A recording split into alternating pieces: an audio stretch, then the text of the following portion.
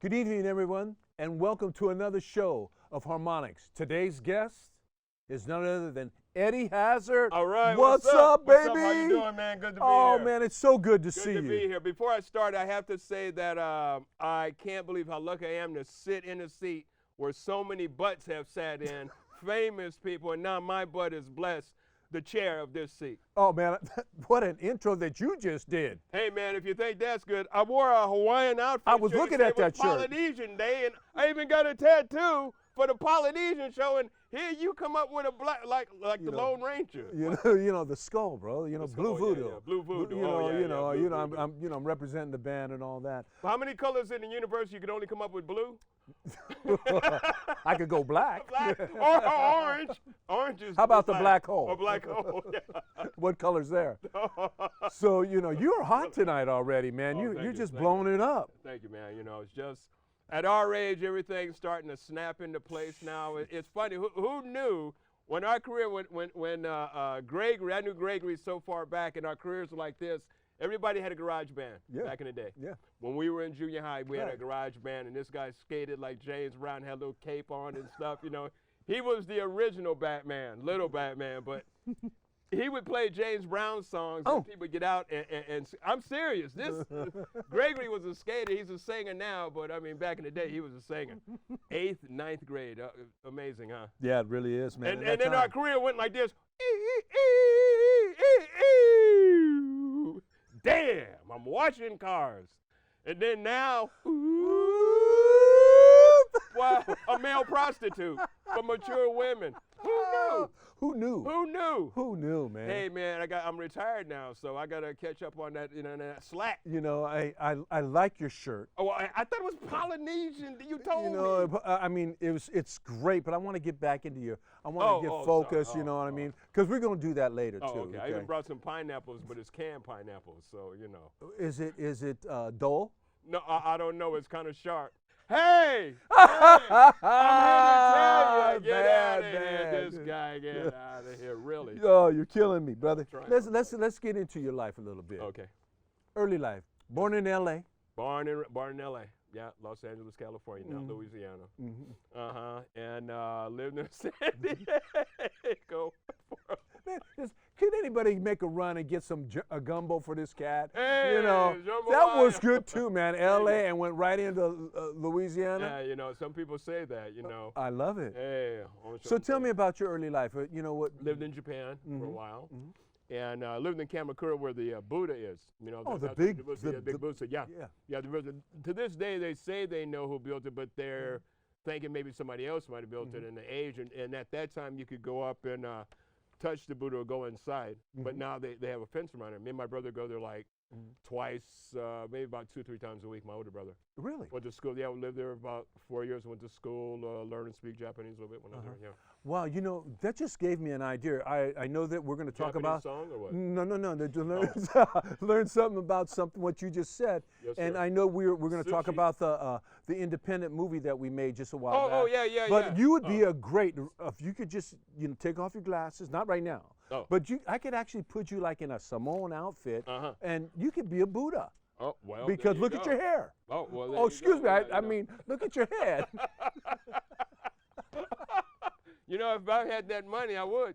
I mean, really, seriously. I mean, really. But so you lived in Japan for a while, then you came back? Where did you come back to? We came back to San Diego. San Diego. Yeah, San Diego based there. My dad was in Special Forces back there. He was one of the original Black Navy SEALs back in the 50s. They called him UDT, which was the Underwater Demolitions Team. And before the ships would come in to hit land, they would blow up any kind of debris in the oceans, landmines and stuff, and that was their job to get rid of it. danger. Yeah, we didn't know until we came back because we just thought we were having a good time over in Japan, going to school, partying, you know. And I was a little kid, about 5 or 6, left about when I was 8 or 9, and he was like a spy. Were you and your brother Norm? Were you guys always energetic like how you are? Yeah. Because Norm's a real energetic guy. Yeah. When we came back, we used to do a thing, try to make each other laugh. And before we got together as a comedy team, big thing now, which is wrestling. You know, there it was National All-Star Wrestling at KTVU Studios in Oakland. Remember? Right. Of course. Yeah. Walt Harris. Walt Harris. All-Star Wrestling. Pepper Gomez. Pedro Morales. You know, Kenji Shibuya. Yeah. Used to have a koi plant right over here. He sure did. Huh? He sure did. Ray Stephen. What's his famous thing? Pencil neck geek. Come on, you pencil neck geek. You know what? Good times. Black and white TV. Black and white. And we were on that. And what they did was my dad knew the security guard there. He let him park free, so he would tell us when to come in, and he'd sit us down. So my brother and I would look at the teleprompter and see which was the best scenes to get on TV, and we'd look, and we go, okay, well the lines are in our face, the ropes ain't good. Okay, we're good. And we'd sit here. We go, okay. And so we'd go back to school, and we was like stars. Stars, man. Yeah. In elementary Captain school. Satellite and all that. Oh, Captain Satellite. He wrecked his car and got drunk one time. So, yeah. the one that he came in the Kaiser building. That's old stuff. He had a little children. Went to Hamilton. Went to Hamilton. Hamilton. Yeah, give me some of that. All right, Hamilton. That's when I was actually a dancer. I could actually at one time, and Eddie could verify, I could actually do the splits 5 times. Hit it, boom, boom, boom, boom, boom. Now if I did it, I would only do boom. Yeah, well, see, when he did it 5 times, he would have to go to the doctor. He had to wear a special underwear support, you know. So after the second boom, you know, it was like impulse, you know, and Ed had some Advil waiting for him and stuff over Great there. times, great Oh, times. great Ice bag. Man. Oh, yeah. Going in Hamilton and that auditorium was pretty great. 35th Oh, Ave, 35th Calvin G. Simmons now. So when you got out of high school, you graduated from Oakland High. Oakland High. Yeah. Oakland High. School of Champions, Oakland High. Oh man, great school. Great school. I got kicked out of Fremont and I went over there for a little while to get back because Alamano wouldn't let me play basketball. Alamano, I forgot about him. Coach Alamano wouldn't let me play. Sorry, people. Sorry. But that's why I came here to play here at Chabot. Yeah. And average in the summer league, I averaged 17.9. Came here to play. Look at that, huh? I came here to play, and Wagner goes, "Got to cut your hair." Nah. I said, "Oh, because he looks like a sergeant, you know." He's like, yeah. and I go, "What has playing to do?" So they did this other cat, man, and I was mad. But years later, I came here to work eventually, and he gave me all his coaching books, man. Wow. He made me. Because I coached at Dublin High, All Saints, St. Raymond's, made champions of all those young kids. Can I ask you a question? Sure. Am I interviewing you or you interviewing me? I mean, what is this show? I mean, we were learning a lot about Well, you were talking about that I had to have, wasn't Viagra, but you're saying like Anacin or whatever. I'm just going along with what you're doing, man. So, yeah, let's get back on track, man. So you came to Oakland. Yeah, we moved up to Oakland So in the 60s, what made you, because this is the main body of this, what made you go, why comedy? Well, my brother, my family, my uncles were some of the funniest guys that you can ever imagine. There was 15 of them. Yeah. Oh, yeah. Yeah, Papa, there was no TV back in those days. So Mom and Papa, you know, they made their own scripts. You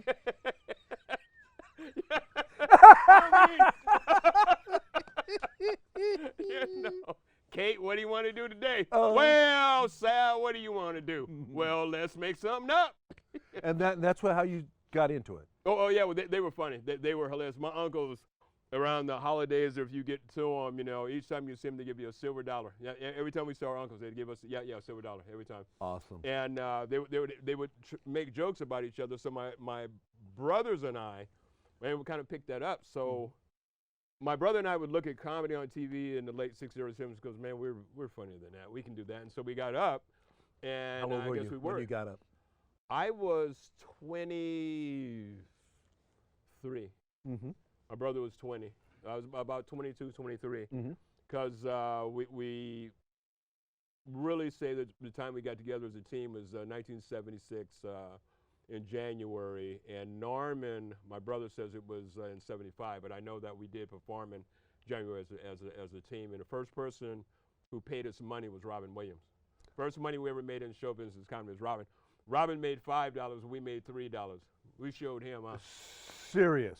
Yeah. You know, that was going to be my question. I'm going to ask you about.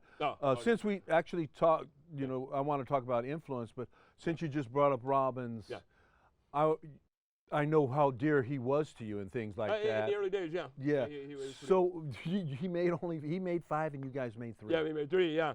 Pardon me. It was at the intersection in San Francisco and North Beach. How was Robin as a person when you guys? Oh, he was cool. Really nice guy. Near the end, so many people wanted him. You know, a part of him. You know, like that. And then he had the illness and was taking medication and you know, mood elevator drugs, and that kind of affects your psyche. You know, and it was. I think it just got to him, but.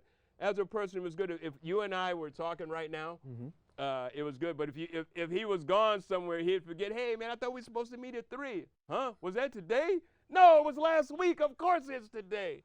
You know. And can I tell a short story? Of course. So one day it was a piece of hole in the wall club where we first met Robin in Berkeley. It was called the Salamander.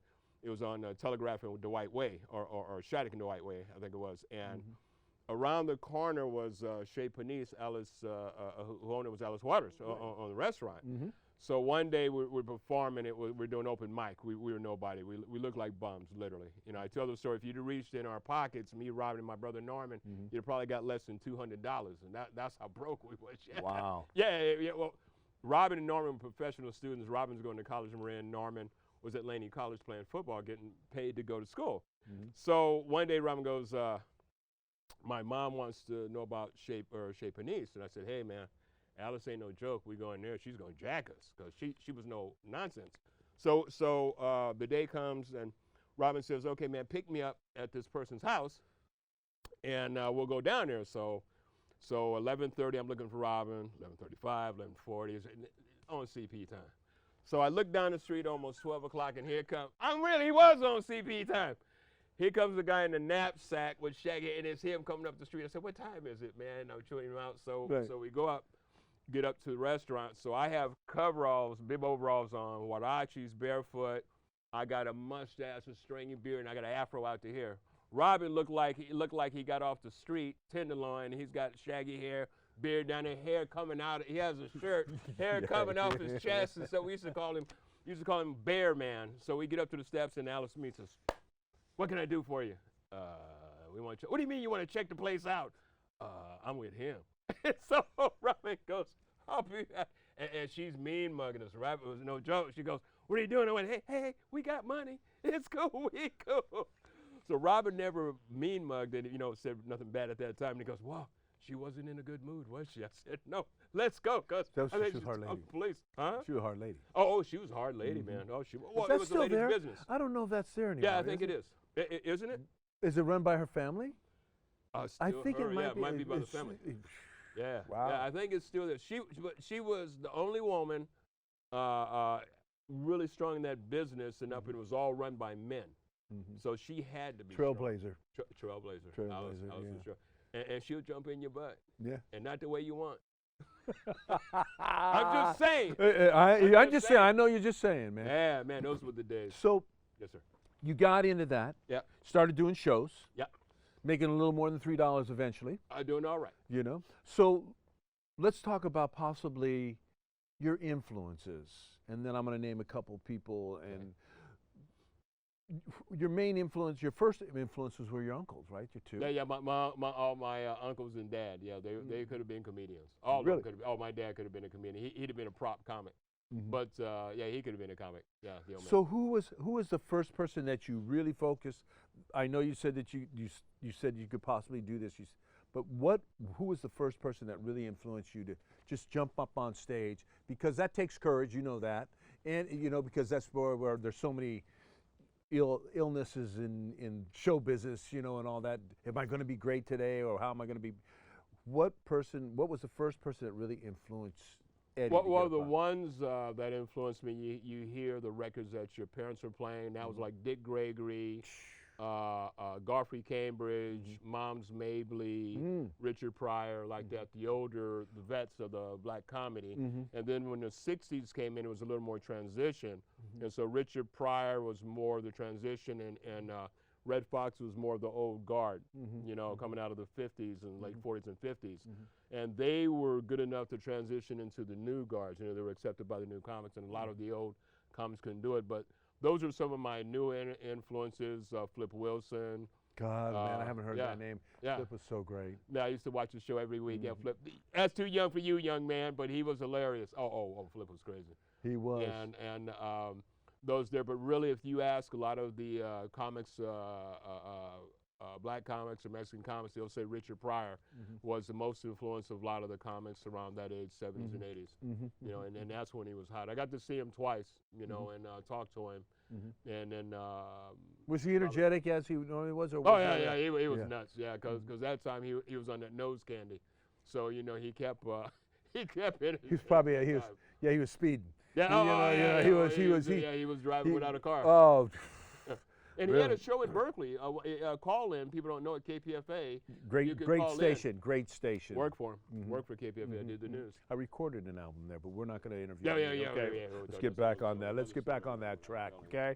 You know, the shirt is, that is really. You know, it's a custom. It was made for me for a party, actually. Really? Yeah, for it was a Samoan party one time. They had me and two other guys. So let me ask you this: do you golf when you go to Hawaii?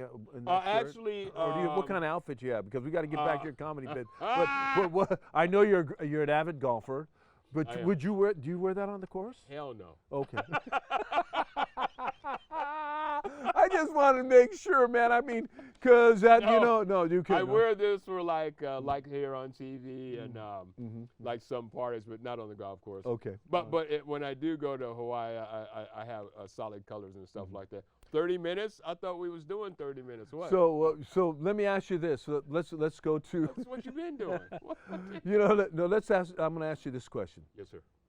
I'm going to name some comedy legends, and I want you to give me a little what you think of them. Eddie Hazzard's think of him, okay? Eddie Hazzard's right here today, man. That's the beautiful part about this. Oh, man.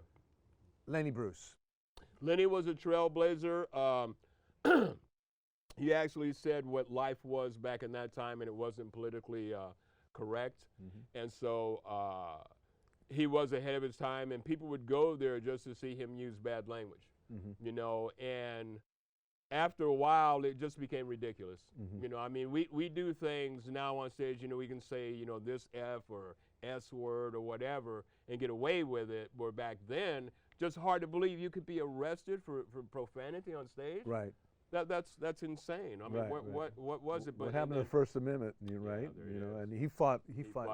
I think it kind of destroyed him. Didn't you think? It did. Well, that was it. He just couldn't handle it anymore. You know, he was trying to make a living. And they stopped him from working, and he'd come here all the time because it was a little more open. But even the police here, we've been messing with him all the time on stage, and I can't imagine being picketed. Now they have colleges where you have to be politically correct, and the stuff that we used to do back in 70s and 80s was, I mean, we did stuff about Ronald Reagan. Man.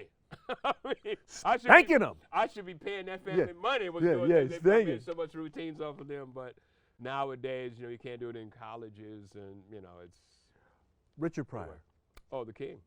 I mean, everybody talked to comics young and around our age will say that he was a king. I mean, on stage he could improv so many different characters. Life, and he was funny. He talked about himself, you know, when he caught himself on fire, you know, he burned himself up. That was hilarious. Red Fox. Another king, a pre-king of that. He was doing Vegas back when it wasn't a lot of black comedians doing exactly. Vegas, you know, and they wouldn't let him be on TV because they said it was too vulgar, so he had to wait almost 10, 12 years before he could get on TV because they thought it was Vegas. So all those years he lost all that money out. Big money. Big money. And Frank, I think it was Frank, and Oh, the was The Rat singer. Pack. It was Frank. Yeah, Frank and the one he had they had open for him Vicki Lawrence. Okay. Vicky and Steve Lawrence. Steve Lawrence, yeah, Yes. they loved him, and so they had him in there do a show, and he was so nervous that he bombed, and they went, what's wrong with you? What were you doing? He says, I didn't want to. He said, do your set. Second set, he brought the house down. The rest is history. Beautiful. Yeah, they can Steve Lawrence, yeah. Carlin. Oh, another very creative. Here's a guy that was doing straight routines, clean cut suit every time he performed, and then it just got too BS, and he had to become real to himself. Got that long hair, started, earth movement and stuff like that, being out in the open, waking people up to what's really going on in society and stuff like that in terms of war, ecology, and stuff like that. He did in his comedy, and he was another trailblazer. Another trailblazer. Another trailblazer. Yeah. George Lopez. Lopez, the new guy. He has me funny. How he talks about the Mexican community and Latin community and does it. It's funny. Yeah. And everybody can't do that, but he does it and relatable to all cultures. And he opens your eyes to his culture, where a lot of people didn't know what was going on. Right. And here's a guy, Lopez, opening up people, but hilarious. I like George. Yeah. I like, you and George are, George goes at the Pebble Beach. Yeah. You'd be great together, man. I mean, love to go there, but you can't go there making $15 an hour. This is true. This is true. I mean, the Kings of Comedy. All of them are pretty good. Bernie Mac. See, different flows. sections. Yeah, different folks. Different parts of the country. There's different comedy. Like when you do the coast comics, they're more do things more progressive and stuff like that. When you go to the South comics, a lot of religion, stuff like that, church. They talk about that. My uncles, a lot of family stuff like that. Where like the coast comics do more stuff of what's happening now in society and stuff like that. More a little relevant, not as much as family oriented or much religious oriented. Like doing stuff like that. New directions for Eddie Hazzard. What's your future like? I know you talked a little bit about how you're feeling like you're moving, and we're here. We're all going up. It's crazy. So, new directions for Eddie Hazzard. More videos. I want to do more production. I was talking to Taryn, one of the techs here, about doing a video and stuff like that with him. And I like him because they're young, open-minded thinking. I like the young, more videos and. Just acting, like I said, like that, getting into more acting in some commercials, and what's paying off the money, a male prostitute for mature women. That's where the money is. Now, I'm going to give you a serious question. That's not serious? That is very serious. It's funny. 70-year-old woman, you'd be surprised. Now I want to ask you this one, and this is, we've gone through, because this is real too. Yeah. And we all talked about it every day. How does the pandemic affected you? Also, being a black gentleman that lives in a harsh world all your life, and times that were great, and then seeing Black Lives Matter, the development of all of that, the deaths of black men and women uncalled by. But how did that affect you as a person, and as a person that has great bearing on social justice? How much time do I have? I'll give you. But think just what. But seriously. Well. The thing about the pandemic has, for a year, I just shut down everything. I didn't want to go out because I know Shujo was talking about some things last year, and I didn't feel comfortable about going. And we did the Travel Adventure show here. Was that October? October there, and that was the first thing for a whole year before I. Went out and did anything. My golf game shut down for like 8 weeks. We couldn't go out. I was afraid to meet with some of my friends and stuff like that. Of course. And that part of the pandemic, as part of the social programs of Black Lives Matter, you have to think of what's going on in our society that a group like Black Lives Matter has to come up or be brought into existence.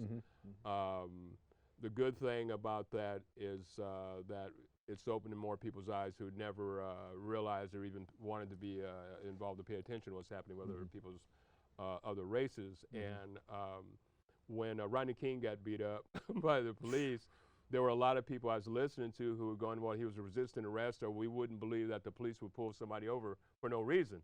I mean, you know, we're living, how could you not believe the police would pull you over for no reason? And you know, being a person of color and black, you know, you can pick any black person, or black man, and they have a horrible story with the police. I mean, just pick anybody. They have a horrible, you know, what kind of society you live in where every black man, if he doesn't, then his brother, dad, or uncle has a horrible story with the police. And that's a horrible thing to say, you know, living in the United States, one of the greatest countries on the planet. But things are opening people's eyes, and now it has to change, realizing that, you know, without change, then you're not going to. So, on your yeah, that's a platform, a big platform. I just wanted, but I think it's more diverse. It was more diverse. It was worldwide. The world was mad with what's happening here, which was a beautiful thing. Yeah, that is. You know, it was a beautiful thing. So in your directions now, you're thinking about going. You have a beer show still, don't you? Yeah, cause yeah. Do you do comedy when you're in there? Sometimes. Sometimes. Is that how many beers you have to take to start doing that? You know, it's funny, in our age, we can't drink like we used to. So, you know, no, you can't. I'll drink a little bit, about half it, instead of like, oh boy, yeah, filled it up, 2 bottles, we're good to go. You know, it's only half because, you know, we had a beer day, Oktoberfest. I'll be real quick, Oktoberfest. That's fine.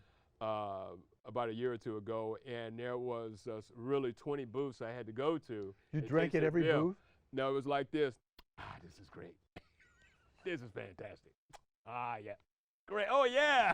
You're not getting no beer like this. Oh, hell yeah. Okay, I got to, and it was like that the whole thing, you know, play drinking, and you got to do that. Or I'd be like, what? My mama? Whose mama? She whiz. Sex? What kind? You know, they'd be doing that. You know, that'll be another show. Right.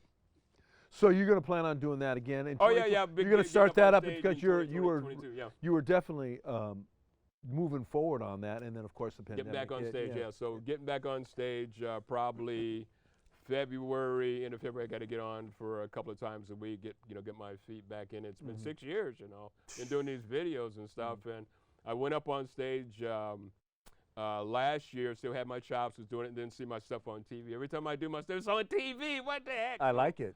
So I know that my stuff is funny. So probably end of February of 2022. Well, you're so energetic, and you're a vibe by yourself. Yeah. You know, you're like a lightning rod. You know, you make people feel good. Well, it's the medication I'm on. It keep you going. I'm just, oh, I'm the only one? Oh, yeah, right. What's this Harmonics? Ain't nobody playing a harmonica? Oh, I was going to bring mine too, but hey, you know, it's all about you today. Oh, that, you know, you're look at you, man, looking sharp. Keep that on there right there. Give me a little bit of look. Yeah, there you go. Yeah, there you go. You know what? You could even be a Disney character. Oh, it's a small world after all. It is a small world after all. In that seat. Yeah, all right, come on, let's do it again. All right, no, this ride's in for me, little Tommy. All right. Oh, that's a small world. Oh, them seats, man. It's you had to go pee. So what I want to do, yes, sir. First of all, I want to thank you for everything that you do. It's over? It's over. It's over for now. 6 years to get on this show and it's over? See, every time I go to a party, hey, I'm going to get you on the show. Don't I'm going to get you on the show. Oh, right on. I see him at the state fair, the county fair, tearing it up at the county fair. I'm going to get you on the show. I'm going to get you. 6 years. What's your math? But, you know, it's taken a long time, hasn't it? It has, but it's always good. I said this seat, my butt. Hey, there's a lot of great butts that sat in there. Feels good, too. Oh, it does, don't it? Someone has hemorrhoids, though. It ain't me. That's why I'm on this seat. I feel that. I'm a hemorrhoid whisperer. Eddie, man, you've been great today. Hey, I want to thank you for coming on the show. We'll have you back again. Okay. Say that again. I will have you back again sooner than 6 years ago. I got to talk about my life. We'll do that, and we got to play a game of golf eventually. Oh, yeah. Get your sticks, man. Yeah. Practice. And then, you know, thank you so much. And as usual, what we do, we give a shout out and all the things that you do for our community. You're a stand-up guy. Oh, thank you. You're an honest man that just knows how to do it. Just don't borrow no money from me. No, I won't. No, I won't. So I just want to look at the camera, give a shout out to everybody. This is Gregory Correa from Harmonics. I want to thank you all for being here. I want to thank you for supporting us all these years, and to have Eddie Hazzard coming on as our first guest, coming on again and again in a couple more months. 6 years. 6 years, man. Ow! Peace and love to all of you. My hemorrhoids.